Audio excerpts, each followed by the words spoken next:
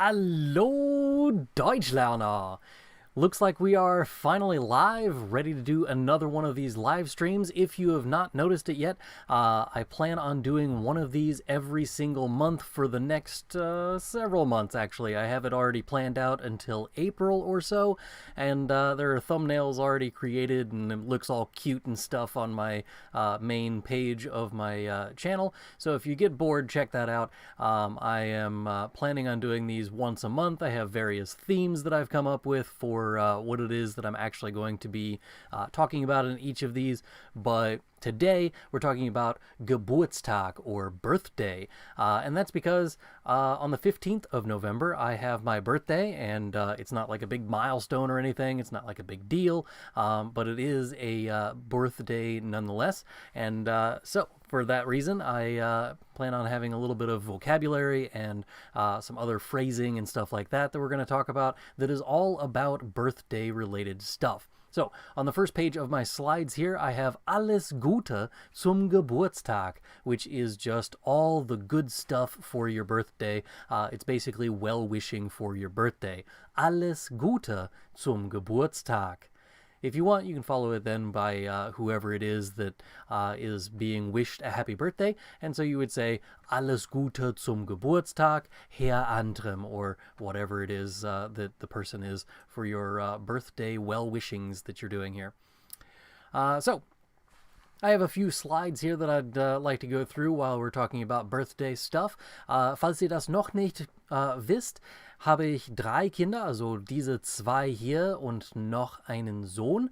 Die hier sind Sophia und Luke, aber dieses Foto ist 2, 3 Jahre alt und deshalb ist Adam nicht dabei. So I had a photo here of 2 out of 3 of my children. That's Sophia and Luke there. That's from one of my birthdays a few years ago.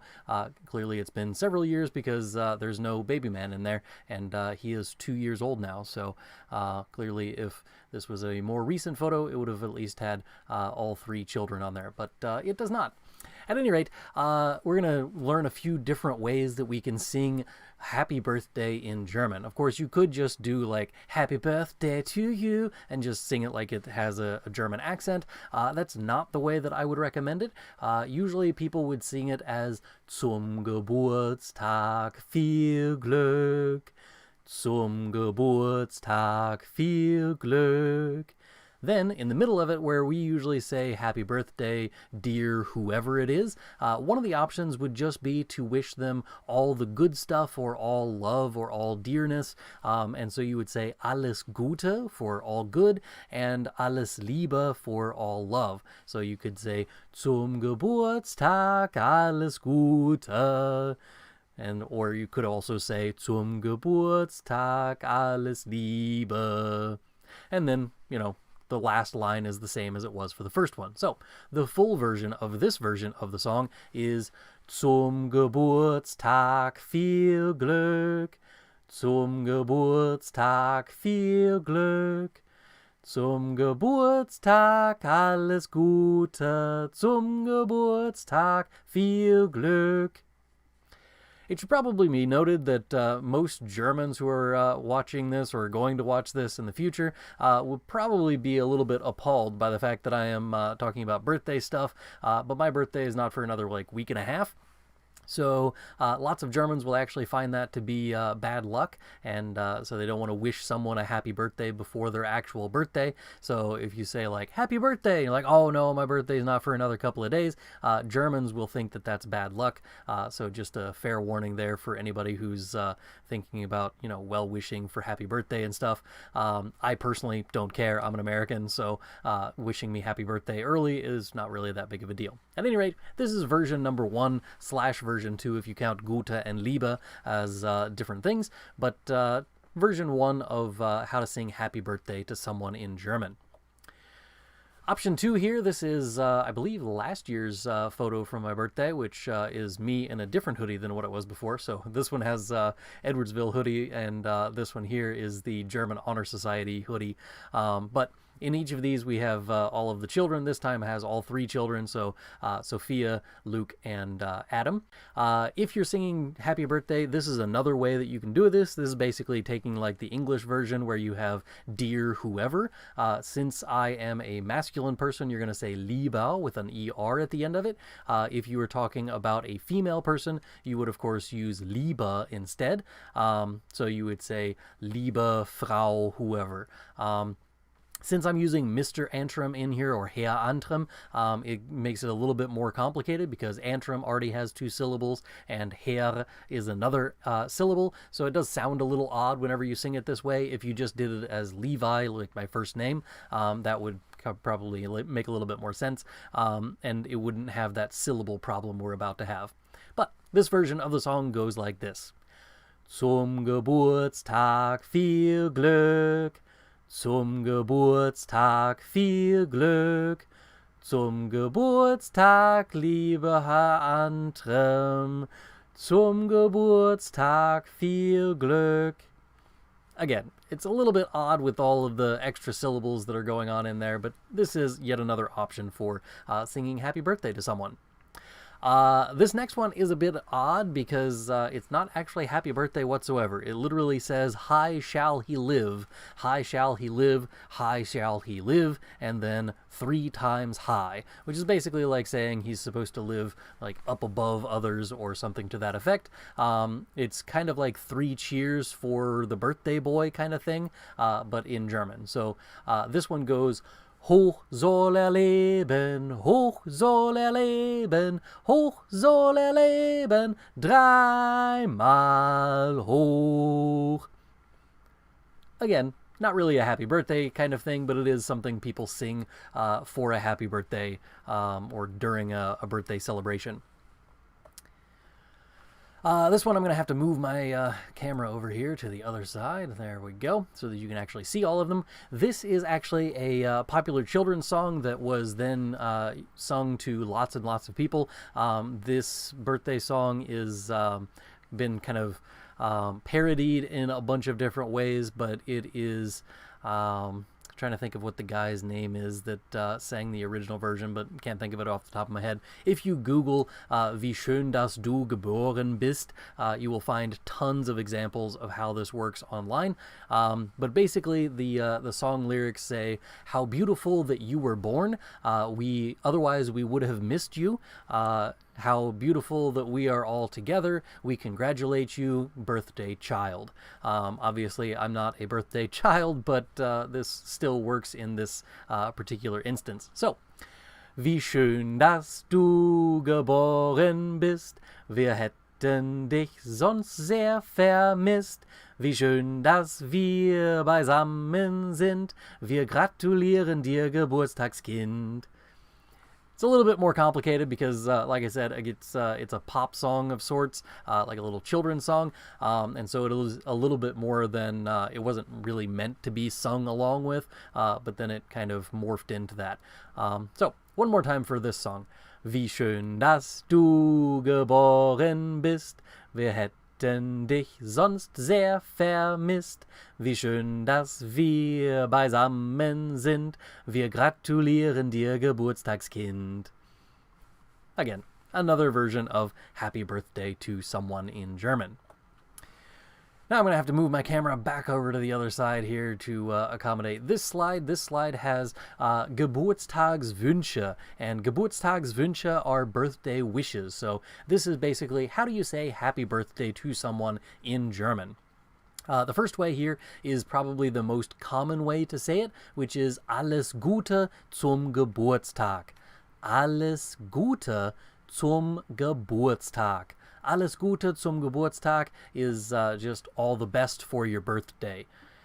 If you want to have something that's like written on birthday cards and stuff like that, you would probably see Herzlichen Glückwunsch zum Geburtstag. Herzlichen Glückwunsch zum Geburtstag, which is literally speaking heartfelt congratulations on your birthday. Herzlichen Glückwunsch zum Geburtstag. Frohen Geburtstag, I honestly have never heard anyone say, but it was on a list whenever I was looking up various ways to say it, and I wanted to have a little bit more variety on here. So Frohen Geburtstag would be yet another way to say happy birthday. It literally is happy and then the word birthday. So Frohen Geburtstag for happy birthday. But wait, there's more. You can also say viel Glück und Gesundheit zum Geburtstag, which is lots of luck and health for your birthday. Viel Glück und Gesundheit zum Geburtstag. Viel Glück und Gesundheit zum Geburtstag. You could also say alles Liebe zum Geburtstag, all love for your birthday, which is again similar to what we had in the song. Alles Liebe zum Geburtstag. Alles Liebe zum Geburtstag. And of course there is herzliche Geburtstagswünsche. There we go. Herzliche Glückwunsch. Oh, I keep trying to say herzlichen Glückwunsch, which is like congratulations in general. Herzliche Geburtstagswünsche, which is warm birthday wishes or heartfelt birthday wishes. Herzliche Geburtstagswünsche. I still have more because I wanted to have a variety of different ways to say things.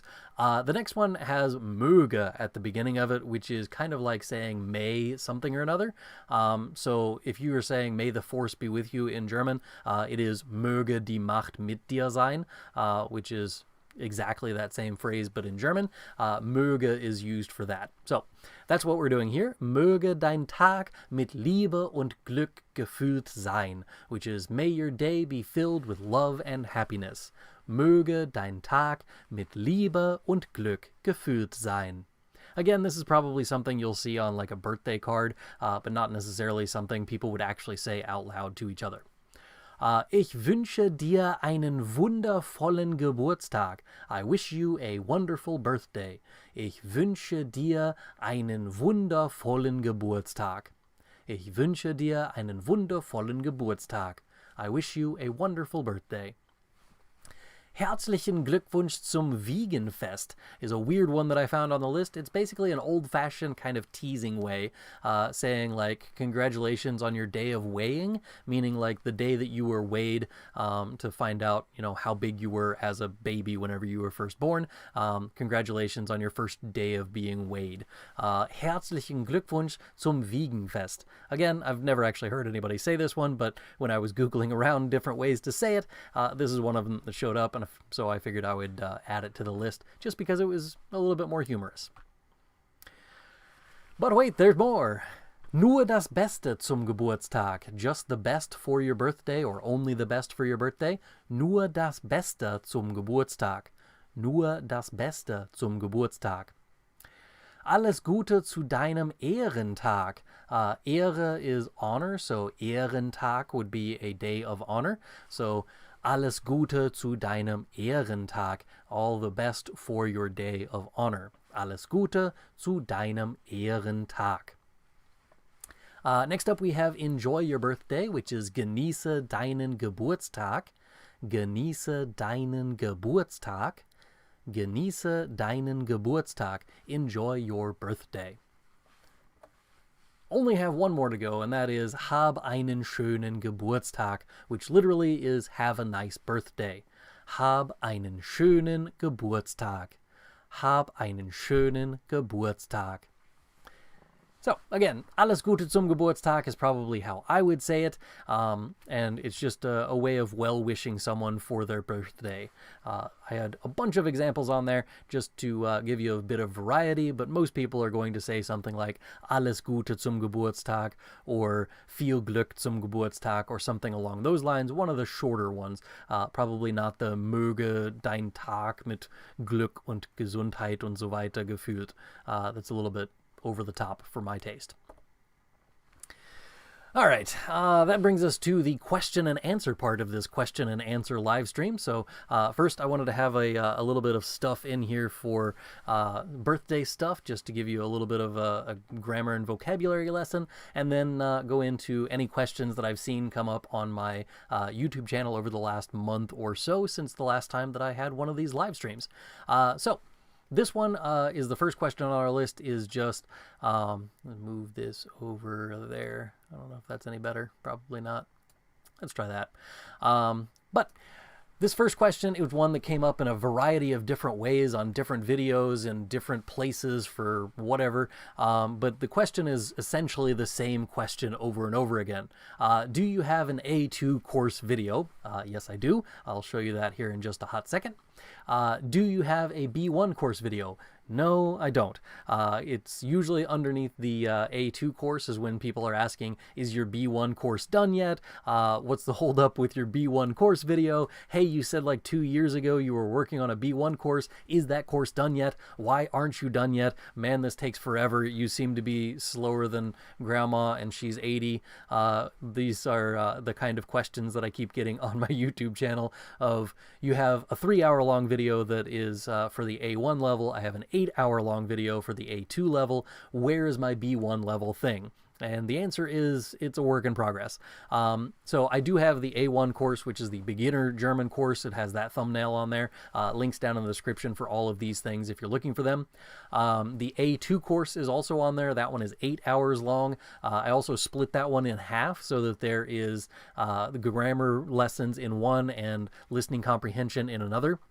So if you only wanted the grammar lessons out of that course, you could watch those separate from the listening comprehension. But those 3 videos are essentially the same thing. This full course video obviously is both listening comprehension and the grammar stuff, and then you split the 2 for the listening comprehension and the grammar in separate videos. The other thing is there is a B1 German Lessons with Herr Antrim playlist, and those are the videos that I have been uploading for quite a while now. It's a series of videos that I've been working on that are kind of building towards that B1 course. If you don't know this, the way that I built the A1 course and the A2 course is that I made a bunch of videos about that level, and then I put them in a coherent order and kind of pieced them together, made some transitions and stuff, and then I used that as one course video. So if you look back at my videos that I made the year before coming out with my A1 course video, that is entirely planned so that it would have 20 lessons that all lead up to the final thing being, okay, you can understand things at the A1 level. Same thing happened with my A2 course. It took me about 1.5 years to piece everything together, and then I had that 8-hour-long video. What you may not understand is that the difference between the 3-hour video and the 8-hour video is 5 hours, and that's the difference between A1 and A2. There is a huge amount of information that is in the A2 level that is not in the A1 level, and so if I'm trying to make an entire course that covers all of that, I had to fill up 8 hours worth of stuff just to get that all in there. When it comes to the B1 level, it's sometimes considered to be the B1 and B2 levels are considered to be what we call the intermediate plateau. And it's called that because it essentially feels like you're just spinning your wheels all the time, and you're not actually making any progress in your German learning. That can be a real downer for a lot of people, and the problem there is that obviously there is a huge amount of information that is in the B1 and B2 levels. So if you want to be considered fluent, you want to go study at a German university, you have to get to that B2 level. There's a lot more to it than people really think. So if you have ever been to my the videos that I've done recently anyway about my podcast, actually I guess is the ones that I've been doing it on, I have the A1 vocabulary list from Goethe Institute. I usually put that in the description, but if you click on that link that's in there, the A1 vocab list for that is a total of 29 pages for their PDF, and that includes a cover page and another cover page on the back and a couple of pages of informational type stuff. If you Google the A2 vocabulary list from the Goethe Institute,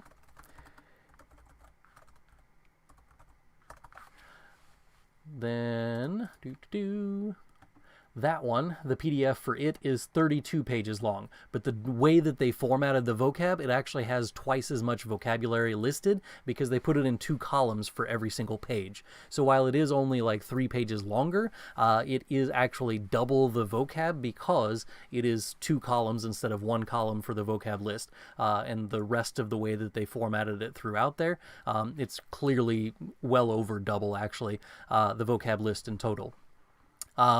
If you do the same thing for the B1 vocabulary list from the Goethe Institute, you open up that file. It does something similar to the way that the second one was done, so there's 2 columns of everything for all of them, but instead of 32 pages, the B1 level PDF is 104 pages long. So think of how much more information that is to have that large of a list of vocabulary. Not just double the amount of the A1 level, not just double the amount of the A2 level, but double the amount of both of them combined still doesn't even come close to where you are for the B1 level. And that's just B1. If you do the same thing for the B2 Goethe Institute, vocabulary list, if you Google that one, there is an alphabetical list of vocabulary words that shows up, and this one is, that one's only 81 pages long. I feel like that's not the right list. Let's see here. Wortliste, Baumeister, alphabetische Wortliste. No, that's not the one I'm looking for. According to Reddit, there isn't an A2 version of that same thing, because there is just too much to put into a PDF for the Goethe Institute. That's essentially the excuse that they're giving to the Goethe Institute anyway. Long story short, all of that is to say that they are not using a PDF for the B2 level just because it's way too much information. There's too much going on, and if I were to make a video that is for the B1 level, it's probably going to have to be 16 hours long. That seems overwhelming at best. So what I'm very likely to do is to take the B1 level and break it up either into B1.1, B1.2, B1.3, and so on, until I get to the point where I feel like it's done.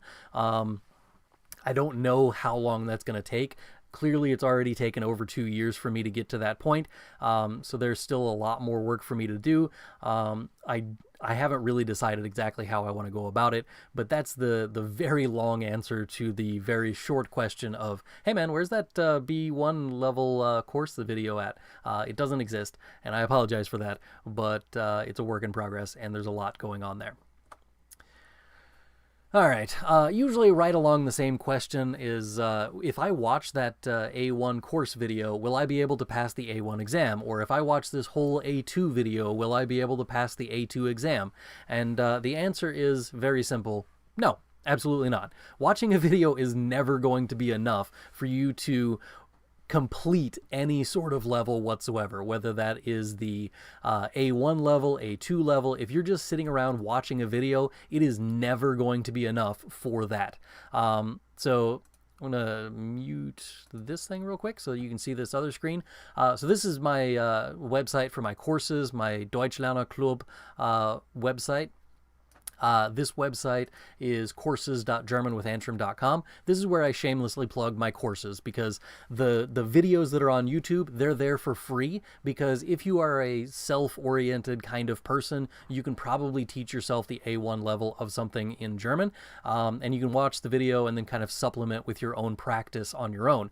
But simply watching the video is never going to be enough. So I created an A1 course, I created a A2 course, and then I have the weekly bonus videos over here, and then the Deutschlerner Club, which is basically all 3 of those things combined, and you do that, you pay that as a monthly subscription thing.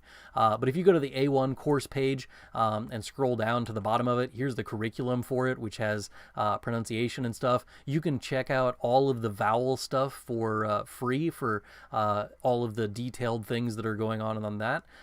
If you continue on down through the list, there are lots of other examples. There's my Haben worksheets and stuff. Those are all free on there. There's also the time word order thing on there that's also free. And there's just free samples so that you can get a feel for whether or not you actually like the course before you go out and pay €100 or $100, or if you want to spend the $15 per month, you can do the Deutschlerner Club that way. A2 does something similar. It's got the curriculum down here at the bottom of it. Again, it's got previews there for lessons that you can watch on your own without actually paying for anything yet. If you wanted to preview any of those things, any of them that say preview next to them, you can just click on preview and it will show you here's the answer key to that particular lesson. The real thing that's actually there as a preview is this thing here, which is the video that is also on YouTube, so that part's free anyway. And then the video script is on there, so if you want to read along, you can do that. And then there's a worksheet on here and an answer key to that as well. And then after that, we have the answer key for the questions that you had on there. And that's one of the examples that you can do for the free trial of stuff. There are lots of other examples of preview stuff that you can use in here, so like the accusative ones. This is one that actually gives you an example of what I do for my worksheet videos. So I give you a worksheet and then I give you the answers to the worksheet in a PDF, but this one is 26 minutes of me explaining the worksheet in its entirety so that you know exactly why the answer is the answer and so that you know you were practicing things properly. So those are pretty helpful. Lots of people in my courses seem to like those. But that's my shameless plug of my course that I have. Whether it's the Deutschlerner Club, which gets you access to the A1 course, the A2 course, and my weekly bonus videos, or if you just want the A1 course and then kind of work your way towards the A2, or if you want to just buy the A2 course because you've already got the basics down. So anyway, enough of my shameless plugging of my own stuff. That's why I built those things, is because you can't just watch the videos on YouTube and become fluent in German. It's not how that works. It's not how you became fluent in your own language to begin with. It's certainly not going to be the way that it works whenever you're learning German. Next up, we have the, can I have a PDF of that document from video, whatever that video was? I've had actually this question come up quite a few times in the last week or two via the comment section. It's under like one of the worksheet videos that I have, or under a video that mentions, hey, there's a PDF of this thing. There are a few different ways that you can go about it. If you go to my website, not the courses.germanwithantrim.com, but just germanwithantrim.com. If you go to that page, pull up the page here, get rid of my slides. There we go. This is my actual website, not the course page, but the other one. If the menu will load, there we go. In the menu up here, there is the thing that says shop, and under the shop, there is a page that says free materials, and it's got me with sunglasses on there. These things have a bunch of free stuff in there. So you can get a sample of the flashcards that come with my A2 course. You can get a bunch of stuff for the 3 Minuten Deutsch series, a couple of samples of my older series from the A1 and A2, but the one that usually people are asking about are the grammar charts or the grammar worksheets. Those are the first two that show up over here. The grammar charts include most of the charts that people keep asking about in the comments of my videos. The reflexive verbs list, the dative verbs list, the stem changing verbs list, the verbs with inseparable prefixes list, irregular past tense verb pattern charts. All of those are in there as that one document that you can download, and it's free. You just hit add to cart and then go through the process of giving me your email address. And unless you click the little box, I'm not going to send you emails. It just the required ones in order for you to get the documents you requested. But there's free charts there, and there's also the free worksheets, which is another thing that lots of people have been asking for. There's a conjugation of haben and sein quiz, which my students just took today, actually. There's a few other worksheets that are in here that I mentioned during a video that, hey, I'm going to be giving this away for free. That's where I'm giving it away for free. So if you're one of those people who asked in the comments where you can find whatever PDF that thing is, it's probably that. If it's not there, it probably is part of my A2 or A1 courses via the Deutschlerner Club or my course website. It's also probably part of my A1 or A2 book, which if you look right there on my shelf over there, I put those there purposefully so that you can see my books in the background. You can buy those on Amazon, or you can buy them on my website, again, with the GermanWithAntrim.com thing. All right, anyway, so that's where you can find those PDFs for those people who keep asking me that. Now we get into some grammar questions, the questions that are not me directly answering things that have to do with my website and sales and stuff like that. The question is, what's the difference between das and das? Das versus das. It is a very, very simple answer with a complicated reason. The short answer is most Germans nowadays don't actually care. If you're speaking German, you're never going to notice the difference in the pronunciation. It's definitely not a thing. But if you are writing, sometimes German teachers, German professors, German people who are pedantic, those people will all correct you if you do the wrong version. The bottom line is this. When you're using das that has one S as a conjunction in German, it is a relative pronoun, which is to say it is a pronoun. It replaces a noun somewhere within the sentence. Usually this is referring back to something that's earlier in the sentence.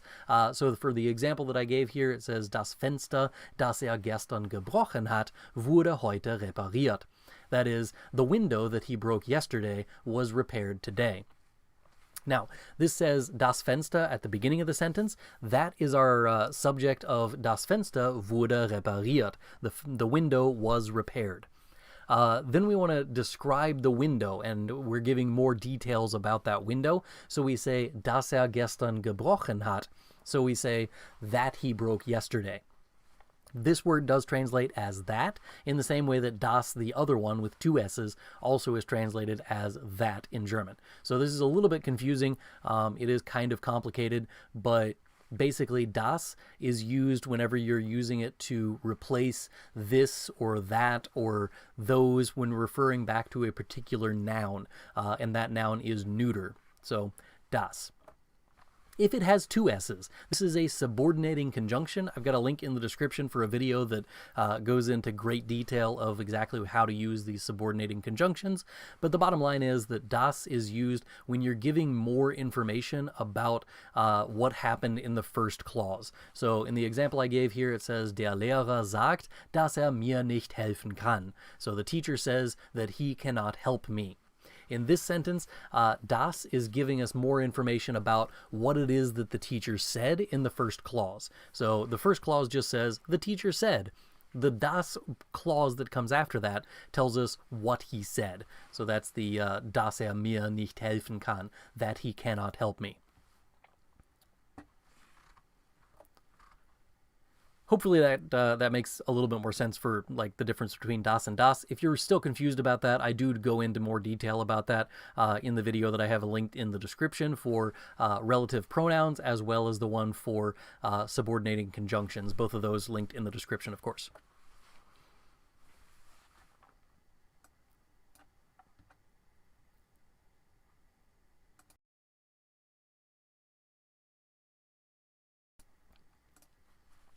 All right. Any recommendations for kid-friendly shows or movies? I actually have several of them linked in the description already, but the main ones that I have on my list here are Meine Freundin Conny. So if you don't know this about me, my daughter is now 11 years old, and prior to COVID, I only spoke German to her. So anytime we were having a conversation, I needed her to do something. I told her to, do her chores or whatever. All of those things were done in German up until COVID. Once COVID hit, then I started speaking English with her just because I couldn't figure out if she was bad at math or couldn't understand what I was talking about in German. Turns out she's just bad at math, but it didn't help that I was also speaking German while she didn't understand her math. So anyway, that kind of fell apart whenever I was speaking English during the COVID times, and after that I just never picked it back up. But during the time while she was still speaking German, on the daily basis, she would watch this show called Meine Freundin Conny. And what I love about Conny is it's just a kid who's maybe 5, 6 years old, something like that, in kindergarten, first grade, somewhere around in there.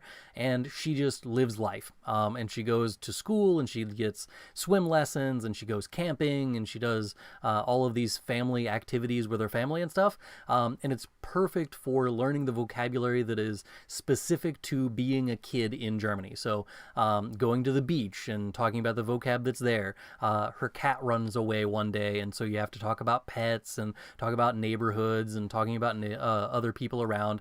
But it's just a good way to review all of that kind of vocabulary. And even if you're not a 5 or 6 year old kid, it is a fantastic series just to learn a lot of everyday vocabulary in a more natural environment than you would if you watched like Nico's Weg, for instance, is pretty on the nose with the kind of vocabulary that it uses, because if you ever watched Nico's Weg, it doesn't make sense that he understands this sentence, but doesn't understand some simplistic thing later on. At any rate, that's enough about Nico's Weg. Meine Freundin Conny is animated, and it is pretty awesome. If you've never heard of Bernd das Brot, you're missing out. Bernd das Brot is basically asking what would happen if the Muppets were loaves of bread instead of animals, and also what if the Muppets were depressed and sarcastic. So Bernd das Brot, basically it's a loaf of bread who lives in an apartment with a sheep and a bush and I thought there was a third character in there somewhere. Bush, a sheep, and I don't know. There's a third one in there somewhere, but I don't remember what the Bound's other roommate is. At any rate, they live together, and it's them like annoying their neighbors, and the sheep is always riding on motorcycles and stuff like that. It's cheesy stuff. Little kids love it. Older people love it because of the sarcasm. If you're looking for a great TV show for that, that's an awesome series to use as well.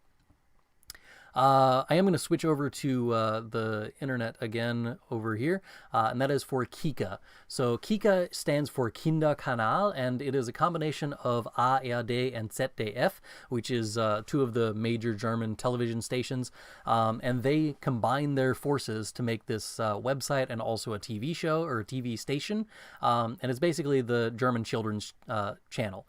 That's what Kinderkanal stands for.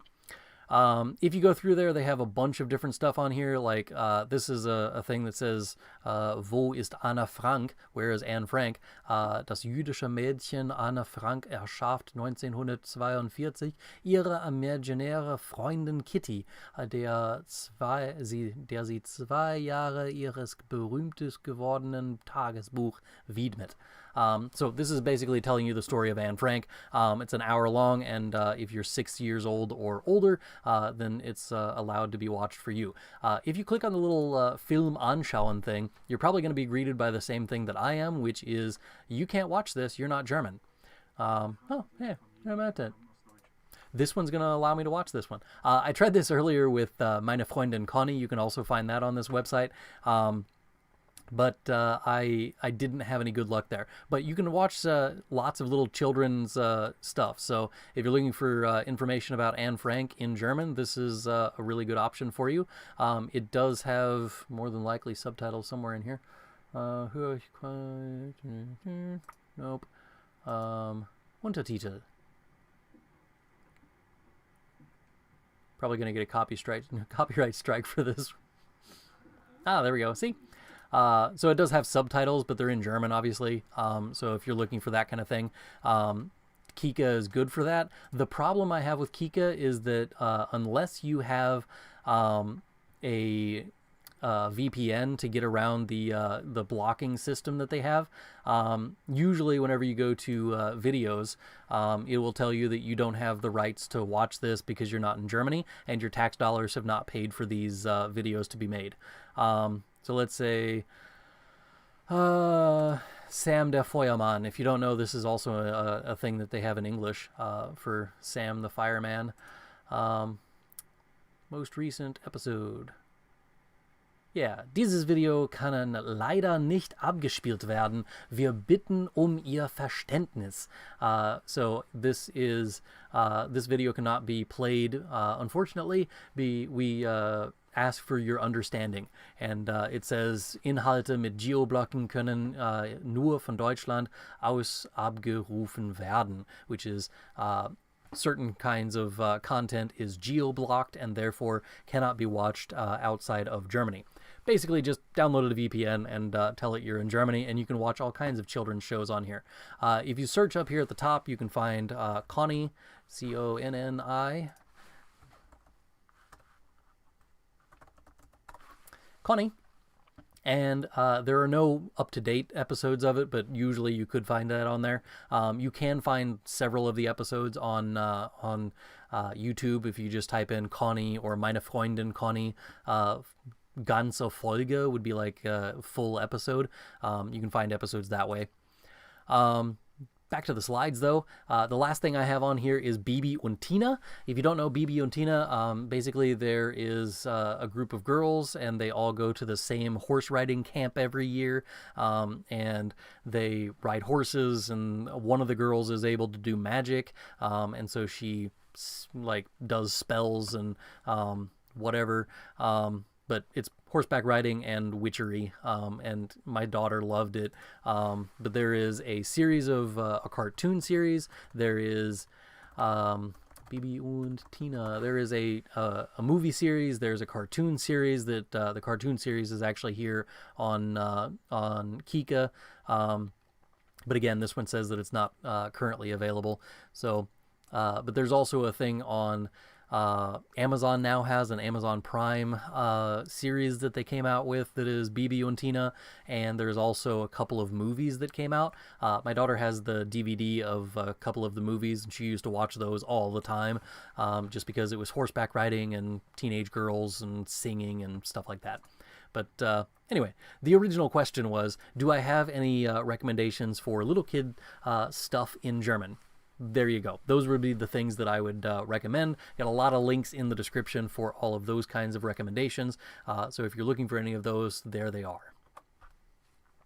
Last thing on here, it just says, Habt ihr noch Fragen? Do you still have questions? In other words, now is the time that you can write in the comments down below what questions you have that you would like me to answer. I'm going to put myself in full screen here. There we go. If you haven't noticed it yet, the quality of this live stream may be slightly different. Hopefully my mouth is matching my words that I'm saying. I have a camera set up here now, and I also have my microphone down here. Those two are separate, and so I'm hoping that my mouth is moving with my words. Otherwise, I'll have to adjust that for the next one. But in the meantime, I did get a new camera, so woohoo, go me. Now, the question is, do you have questions for me? This is a live Q&A after all, so I haven't been paying that much attention to the comments section. It's over here, opened up. But yeah, let's see. Bob Fognozzle says present. I assume that means that you were asking for the German word for present. The German word for present is Geschenk. So, Geschenk. Just don't get confused with the word gift. Gift, G-I-F-T, in German is the English word poison, so that's confusing. I would appreciate any Geschenke for my birthday, which you can do as like a super chat if you want, if you're one of those kids. But you can, give me a Geschenk. That would be much appreciated. Please do not give me a gift. Gift is poison in German. I don't really need any more of that. Alles Gute, Herr Antrim. Danke, Philipp Preimeyer. Coming out of Tennessee. Brendan just said hi, so hallo. Ich liebe deine Videos. Dankeschön. Doreen says herzlichen Glückwunsch zum Geburtstag. Dankeschön. Mackenzie Patterson, habt einen guten Geburtstag. You would actually say hab einen guten Geburtstag. You're not wishing everyone a happy birthday, just me. So hab einen guten Geburtstag. Not seeing any questions in the comments down below yet in the live chat. There we go. Telk or Goethe Prüfungen. I don't have any experience with Telk. I know what it is. I just don't. I haven't had hands-on experience with any of that. I have done the TestDaF. So I'm currently doing a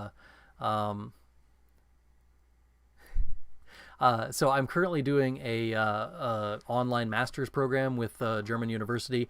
That university, being as it's German, does require that I have passed the appropriate exams in order to do that. So I did have to take the TestDaF exam a few years ago, and by a few I mean like 2018. I'm incredibly slow at making it through the courses for this university, but in 2018, I did take the TestDaF, so I do have a little bit more experience with the Goethe Institute's exams, because that is one of them that they offer. They do other exams as well, but the TestDaF is the one that you're going to need if you want to go to a German university. There is another exam that you can take, but that's the one that is most readily available for most Americans, because it's at a Goethe Institute, and there's usually one within a few hundred miles of you, which for us Americans is not terrible. I had to drive up to Chicago from here, which is about 4.5, almost 5 hours by the time I got there. So yeah. Whoops.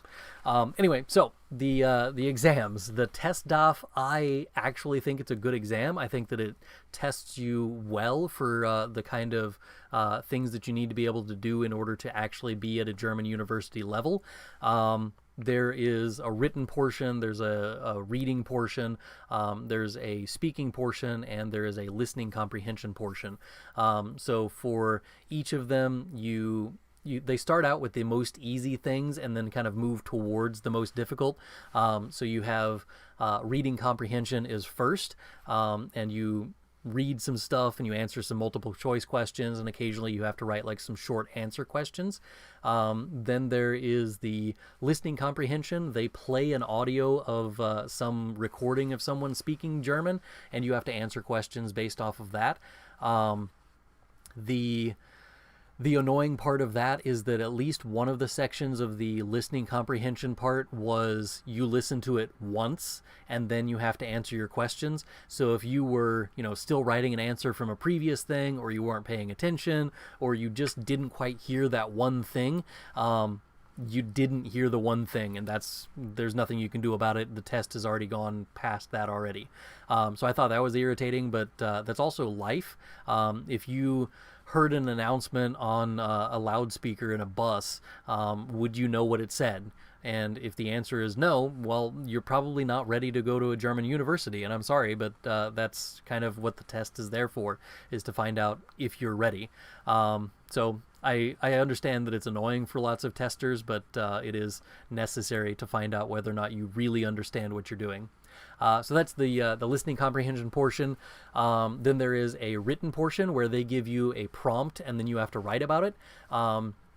The best thing you can do for this is go and look at the TestDaF's website and check out some of their resources that they have available. They have example prompts, and they have examples of what you should answer with, and kind of get yourself into the idea of what am I actually going to have to write. To me, this part is always a little bit unfair because some people just don't have that traditional education of how do you make a good essay. If you're talking like the elementary version of a 5-paragraph essay, can you write one of those where it has an introductory paragraph that tells you you're going to say these 3 main points, and then you have a paragraph for each of your 3 main points, and then you have a conclusion paragraph? That's kind of like the most elementary version of an essay. That's how we're taught here in the US to make an essay when we're in like 4th grade. If you don't have that background knowledge, there's at least part of that essay thing that's going to be a little bit difficult. There are 3 prompts, if I remember correctly, for the written portion. And at least one of them is going to be, here's a list of charts and some background information about those charts. Describe the charts and what it is that these are illustrating.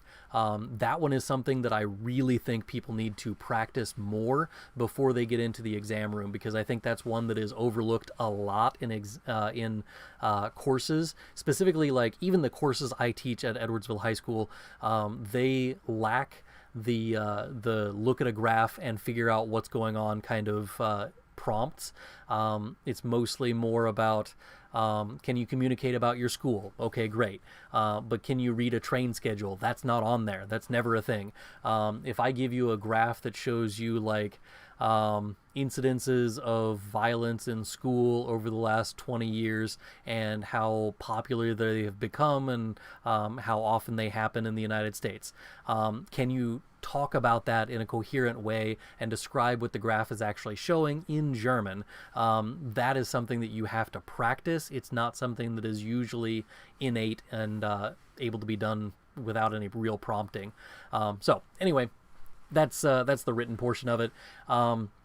The most difficult and also the most irritating one, at least to me, is the speaking portion of the exam. So in the speaking portion of the exam, they give you a prompt, then they give you 30 seconds or 60 seconds to think it over. I don't remember. One of them is 30 seconds, one of them is 60 seconds, and I don't remember which is which, but they give you a prompt, they give you some time to think it over, and then they give you a certain amount of time to answer the question, whatever the question was. So one of them for me was, let's say, you live in an apartment building with a friend, and you broke their favorite plate. What do you say to your neighbor, to your roommate? And so I had to come up with 60 seconds worth of information that I'm going to say to my roommate. So I said something along the lines of, "Es tut mir sehr leid, dass ich deinen Teller gebrochen habe. Ich werde einen neuen Teller kaufen. Wenn es sehr wichtig ist, könnte ich das auch wieder zusammenbauen." I said something along those lines where it's like, I'm sorry I broke that. I'll buy you a new one. If it's really important to you, I'll put it back together and glue it as best as I can. Something along those lines. But you had to, fill up most of the time. In this portion of it, first of all, I find it irritating that you have like so little time to respond. But again, that's real life examples, because if someone says, "Hey, what do you think about this?" you should be able to respond without having to think too much about it. But the other thing I found irritating is that there were 10 other people taking the exam that day, and so we're all sitting in the same room with our headsets on, and we're all answering the same questions. And so if I wanted to get extra information about what it is that I should be saying, take off one of the earbuds and listen to what other people are saying within the room, and then use that to answer your questions during the exam. I find that incredibly disingenuous, because while I didn't personally do that, I can see the dishonest students trying to do that, because I always, think of it as I'm a high school teacher, and there are certain students who are going to try that dishonest version of things. And I can see exam takers wanting to, get the best grade they possibly can. And so they're just going to kind of steal some phrasing from the kid next to them. So I find that irritating, but it's also like, as a test taker, while you're trying to speak into headsets, whenever you're speaking into the headsets, you're also hearing all of the muffled sounds of 10 other people in the room speaking German about either the same topic or a different topic, depending on if they have the same version of the exam as you do. That is mind-bogglingly difficult to do, just to keep your thoughts in the right spot while you're trying to coherently talk about whatever it is that's going on. So I find that incredibly irritating, the entire system of that. I wish they would put each individual test taker into their own room. I wish that it wasn't everyone taking the test at the same time. I wish so many things about that test, but there's not really a good way to do it and still be able to staff the thing that you're doing. So long story short, the TestDaF is difficult. I could spend an entire hour just talking about that exam, and maybe I will in a future one. But, you know, leave a comment down below if you think I should just spend an entire hour live stream talking about the TestDaF exam, my experience with it, and how you can best prepare for it. But long story short, that's the one that I have the most experience with. I don't have a whole lot of experience with the TELC, which is the other one that was asked here from Nega G. Luisa. Sorry, I definitely butchered that. But anyway, thank you for your question. Sorry I rambled a bit, but I think I answered your question. Bob Fognozzle just said he was just checking in, so thank you, Bob. Hi, Bob. Die Krawatte ist nett, aber warum tragen Sie so eine große Krawatte? Ist groß? Ich denke, sie ist nicht so groß. Diese Fliege ist, ja, ganz einfach. So ungefähr 3 Zoll groß, 3 inches tall, something like that. It's not that big of a bow tie. Also, a bow tie is a Fliege. A Krawatte is a long tie, generally speaking, but a Fliege is this kind, which is a bow tie. I don't think it's actually that big. I think it's just that the camera angle that I have here, because my camera is as far back as I can get it without, you know, cutting off my head. But if I scoot back, it's not that big of a bow tie. Die Fliege ist nicht sehr groß. Anyway, so why am I wearing such a big bow tie? Sorry, that's the bow tie that I've got. I do not know what that says, because that is not English nor is it German, and those are the only 2 languages I speak. So let's go to our good buddy Translate and tell me, what is this language? It is Spanish, apparently. A few words to congratulate you on your birthday and to tell you that I have frequently watched your videos. Thank you for all your wisdom you give us. A hug from Colombia. Well, thank you, Carlos. I'm glad you enjoy my videos, and thank you for the warm wishes from our birthday. Let's see. Ich finde, die Deutschen sprechen sehr schnell. Was kann ich tun? Findest du auch schwer? Ja. Es war einmal für mich sehr schwer oder schwierig für beim Zuhören ist es ein bisschen schwierig manchmal. Aber ich finde, was dabei hilft, ist einfach nur mehr zuhören. So, ich würde sagen, wenn man mehr zuhört und dann mehr zuhört und dann mehr zuhört, dann kann man besser verstehen. Übung macht den Meister, würde ich sagen. Und das ist genau, was ich auf Englisch sagen würde, wenn man denkt, ich spreche zu viel oder zu schnell auf Englisch, würde ich sagen, dann hör einfach mehr zu. Es wird nicht leichter, ohne dass man mehr zuhört. Yeah. For those of you who didn't understand what I just said, if you think that the Germans speak too fast and you're having trouble understanding what it is that the Germans are saying, the only solution that really works is listening more. If you don't understand somebody because they're speaking too fast, whatever you've been listening to is too slow. So if you're watching my videos, for instance, I speak incredibly slow on my YouTube channel in German. Lots of people still say, hey, you're speaking German too fast. I am still purposefully speaking slowly in German on every video I upload to my channel because I know people are going to complain that I speak too fast. So if I actually spoke German at the level and speed that I usually speak German, people would be complaining every single video that I speak too fast. My recommendation is, if you're watching something that it seems like, okay, this is the speed that I can understand, go to YouTube, put it on 1.5 times, and that's what normal Germans are actually speaking at. I watch every video in every language at 1.5 times on YouTube. I never watch a video that is at single time. And the reasoning behind that is because I want to be able to just get it over with and move on to whatever it is. It makes me more productive.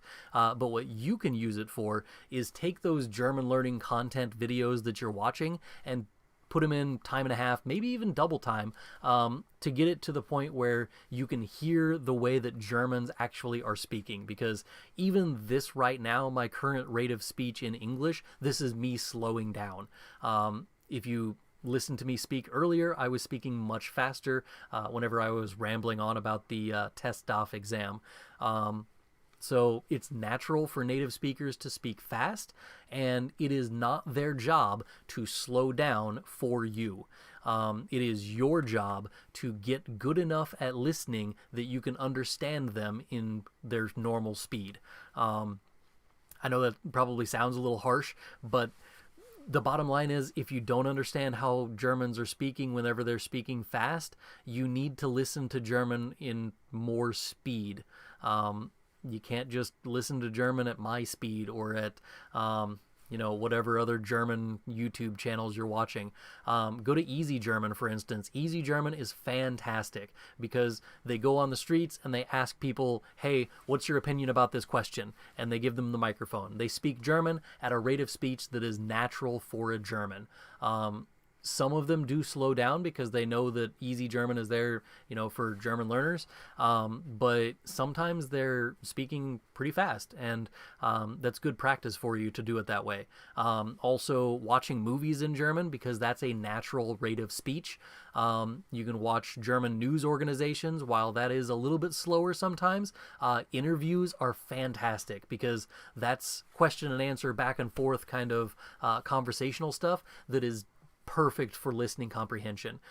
So anyway, if you think that the Germans speak too fast, the bottom line is listen to faster German more often. Is it necessary to use filler words for schreiben? Depends on what we're using as filler words. If you're saying like ja, aber, doch, those kinds of words, yes, you need to be able to use them in order to prove that you're at the B1 or B2 level. Specifically the B2 level, if you can't use aber, not as a conjunction, but just thrown into a sentence, if you can't use it like that, you're probably not going to get the B2 level that you're thinking you are. Same thing is going to happen for other words on the list. So doch or ja is sometimes thrown in the middle of sentences, beziehungsweise, those kinds of words. If you can't use those kinds of filler words in your writing, you're probably going to get docked points when it comes to the writing portion of an exam. Bob Fognozzle, es ist eine schöne Fliege. Ja, danke schön. Blumenbauer, that's a nice name. I like that. Flower builder. Love from Germany. Right back at you, Blumenbauer. Doreen says, gute Idee, danke. You're welcome.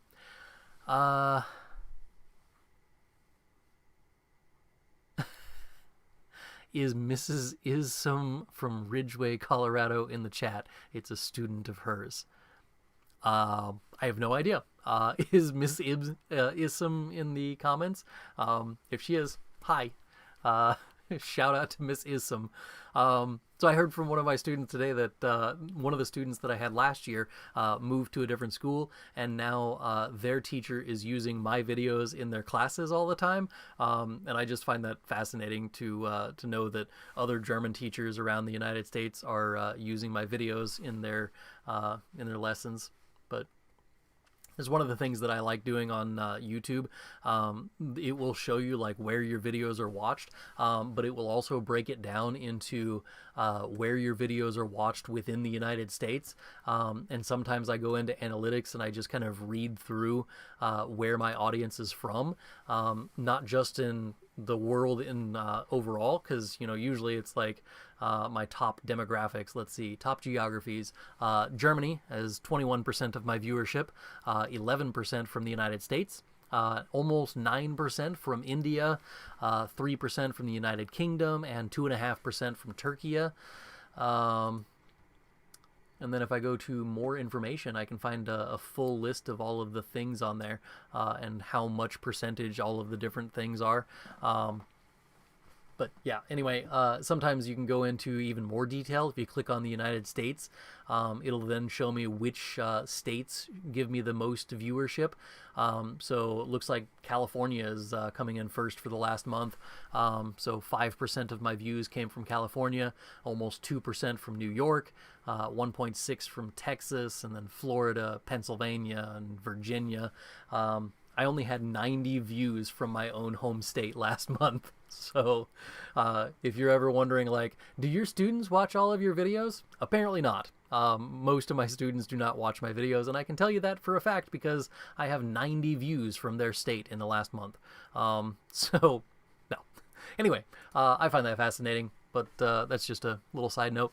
And anyway, hi, Miss Issam. Ich höre Deutsch Podcasts. Es hilft sehr. Sorry if my grammar isn't great. German grammar has been hard for me personally. Yeah, your German grammar is not terrible. Ich höre deutsche Podcasts. You just need an E at the end of it for the adjective ending. So, ich höre deutsche Podcasts. Es hilft mir sehr, because helfen is a dative verb, and it requires us to have that dative pronoun, so mir in that sentence. Es hilft mir sehr. It helps me a lot. Yeah, German podcasts are a great option. I have a podcast, in case anybody didn't know that. It's the Deutschlerner podcast, and it's available wherever you're getting your podcasts from. But it's basically like a listen and repeat kind of exercises. So the idea is that you can just listen to it while you're on your way to work or whatever, and say the words out loud in German to listen and repeat. There are lots of different good German podcasts out there. What I would actually encourage someone to do is, if you're looking to get to that B1, B2 level so that you can study in Germany, don't listen to a German podcast for German learners. So I'm encouraging you not to listen to my podcast. If you're at the B1, B2 level, you should be listening to a native speaker German podcast that is about something you're interested in. So let's say you like surfing. Listen to a surf podcast in German. Let's say you like stand-up comedy. Listen to a German podcast about stand-up comedy. Do you like the news in German? You can listen to the Tagesschau. Listen to whatever it is that you're interested in, but listen to it in German as a podcast. This will increase your German listening comprehension, but also go back to that thing we were talking about earlier, and it will help you to understand German speaking at a faster pace than what you're probably used to. Ich nutze eine App, radio.de, und höre jeden Tag deutsche Nachrichten. Ich verstehe nur wenig, aber es ist sehr hilfreich für das Hörverständnis. NDR Info ist mein Lieblingskanal. Yeah, there's lots of German podcasts out there, lots of information from German radio stations and stuff like that. I'm trying to think of what the website I used to use was for German radio. It may have actually been radio.de, now that I think about it. Yeah, that's the one, actually. So I use the same website. But yeah, radio.de is the name of the website that uses... Basically, it takes all of the radio stations of Germany and puts them online for you, and you can listen to the German news. You can listen to, pop music, but then it has advertisements in German, and the DJ speaks in German, that kind of thing. But yeah, it's just radio.de, and it's fantastic for listening to radio. If you're just looking for a place to listen to something in German, but you're not sure what you want to listen to in German, that's a good option for you, because then it's just basically everything. Let's see. Don't sell yourself short, Herr Antrim. Your videos and courses are very useful and well done. Thank you, Bob. I appreciate that. Is tekamolo a rule in German grammar? Yeah, but only as much as every other German rule is a rule. So German is one of those languages where there are a bunch of rules and lots of things that are like, you have to do it this way, except when you don't, or if you want to change things around, or if you want to make things more interesting, stuff like that. So the tekamolo, I don't actually use that combination in my German classes, which is why I'm very slowly reading it every time that I see it.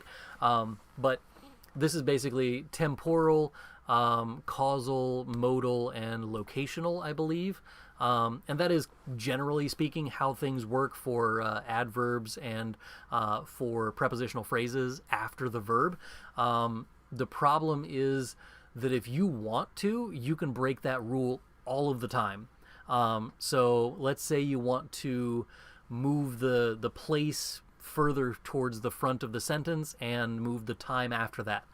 You can do that. It's perfectly fine. You can say, ich gehe nach der Schule in die Disco, which is the proper word order. I am going after school into the disco or to the dance club. When you're using this in normal word order, you should have nach der Schule, after school. That's the time, the TE part of the combination you're saying here. And then your place after that, in die Disco, to the disco or to the nightclub. What you're going to end up having, though, is you can switch it around and say, ich gehe in die Disco nach der Schule. You can say it in that way because you're emphasizing into the disco or to the dance hall. Rather than emphasizing when it's happening, you're emphasizing the place. And so while there is a rule, it's also one that you can break if you feel like it in certain circumstances. What I would say is that for students of German, you should learn the rule so that whenever you get to the point where you know enough German, you can break the rule when you need to. So it's one of those, yeah, it's a rule, but do you really need it? Maybe. I don't know. Have you heard of CLEP exams? I take German CLEP tomorrow. Good luck. That's what I would say is good luck. So the one thing that I do know about CLEP exams is we have certain students in our high school who currently have to take it in order to get college credit because we have a partnership with a local community college and they give dual credit with our high school. So they get dual credit for that. So German 3 and 4 and Spanish 3 and 4 and French 3 and 4 are all dual credit courses with this local community college. And so when you're done with level 3 of our high school course, you get college credit for that. What happened was there was some credential issues that I don't really want to get into, but the university or the college was requiring us to have our students take the CLEP to show that they have reached a certain level of German knowledge. The problem I have with this exam is that it's basically like an AP exam or AP style exam, and we are not AP aligned at our school, meaning that our classes are not meant for you to be able to pass an AP exam. And what our courses are aligned to the curriculum that was approved by the community college that is requiring us to take the CLEP exam. So the community college that is giving us dual credit is asking us to pass a test that their own students could not pass in order to get dual credit. If you are taking the CLEP exam tomorrow, it's essentially like an AP exam. If your curriculum at your school is built well, you should be well prepared for that exam. If your curriculum at your school is not aligned to that exam, it may not go very well. But I don't want to be too much of a downer before you have this exam tomorrow. But Tori, I wish you the best. I hope you do well on your exam, and you should probably go to bed and get a good night's sleep before you have an exam tomorrow. Can I give a shout out to the German teacher at Ridgeway High School in Colorado? Hey there, German teacher from Ridgeway High School in Colorado. How you doing? Guten Tag. Hallo. I don't know, is that what you were hoping for?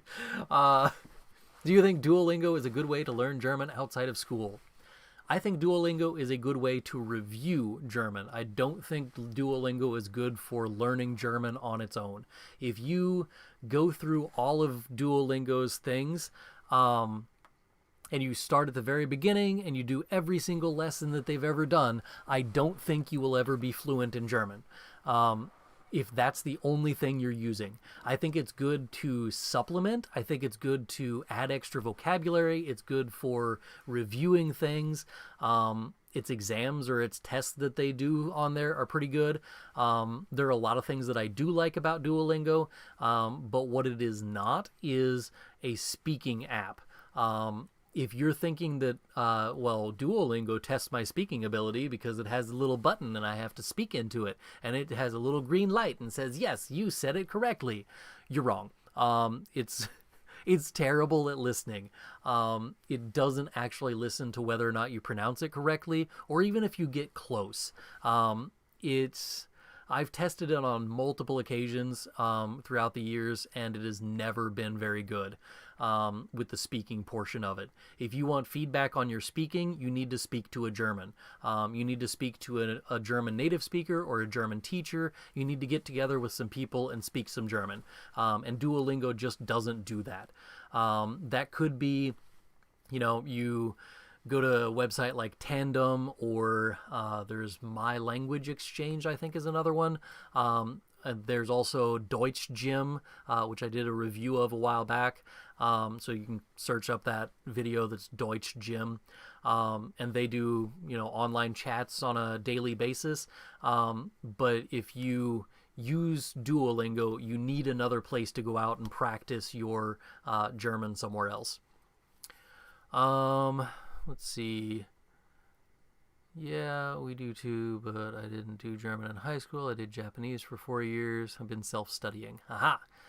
If you are self-studying for the exam, Tori, you probably will actually do pretty well, because more than likely what you've done is you looked up what the test looked like before, you look at the exam, and you found out what's the format, what is the style, what do I need to know on this exam in order to do well on it, and then you probably studied to make sure that you know what you're doing for that exam. So, Tori, I assume you're going to do great on this exam, because most self-taught German learners do well on those kinds of exams, because you're looking at, okay, I'm going to pass this exam, and so you study for that exam. So I assume you've done exactly that, and yeah, you'll do just fine. All right. That's about it. We've been on here for like an hour and 15 minutes. We probably ought to cut this thing short. And by cut it short, I mean just stop 15, 20 minutes past where I actually wanted to be. But it's been fun. I really enjoy these live chats and getting to know the people who are out there in the group chat. And yeah, if you want to check out my courses and stuff, there's links in the description for all of those things. Otherwise, I'll see you in the next one. I'm trying to figure out when is my next one. I've got another one coming up soon. Let's see, content live. Next live stream is January. No, that's not right. The Christmas one, December 4th. That is my next one. So 2 days before St. Nicholas Day. That is the thing. Still looking for a shout out to Miss Isom of Ridgeway High School in Colorado and her class. Hey there, I can't do it. Okay. Hey there, Mrs. Isom and Ridgeway High School in Colorado. Hi. I'm Herr Antrim, and I just wanted to say hi, because hi. I have my A2 exam on the 9th of November, and I have learned German. Learned in school till some basic B1. How should I practice to get a sehr gut? If you have an A2 exam and you've learned up to B1, you should be just fine no matter what you're doing on the exam. I would say look up what the kind of exam is and find out what the pattern is, and use one of their practice exams. Most of the exams that I found online have some sort of practice exam that you can use as a practice exam. So yeah, try one of those before you actually do the exam. All right, anyway, I'm out. It's been fun. I will see you on December 4th for the next